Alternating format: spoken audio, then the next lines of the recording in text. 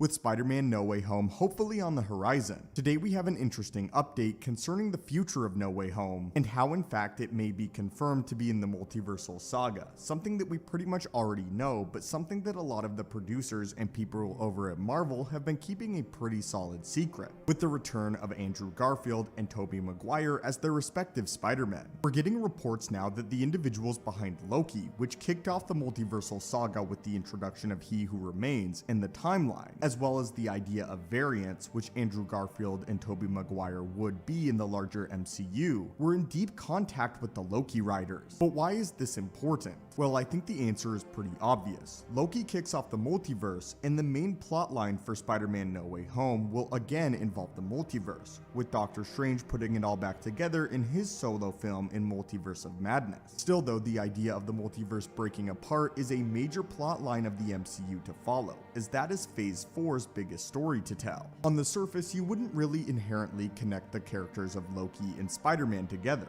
as Spider-Man is very much an Earthbound hero, and Loki is more space or time-bound of a character, or as others put it, cosmic. With that briefly explained though, let's go ahead and talk about what the Loki head writer had to say about keeping into contact with the Spider-Man No Way Home writers. This comes from the Playlist podcast, where the head writer of Loki, Michael Waldron, sat down, who said, quote, "You're constantly communicating to make sure that you're not screwing each other up. Your producing teams are constantly commuting with their producing teams to make sure that you're not screwing each other up. I had the benefit of Spider-Man No Way Home, Chris McKenna, and Eric Summers wrote that. We're constantly talking together to make sure that we're not ruining each other's project, so there's communication to the extent that the creative teams themselves, the filmmakers, the writers, whoever, can become very friendly. It certainly benefits the project. It's clear that the Marvel Cinematic Universe is more connected than ever, with an individual on the writing team of Loki and an individual on the writing team of Spider-Man less likely to interact with one another and commune with one another about their plot lines in previous phases. But what I think is so interesting about the multiverse, as well as the ending of the Infinity Saga, is it brought all of these different aspects of the Marvel Universe together. And after projects like Infinity War and Endgame, you can't really keep them separate.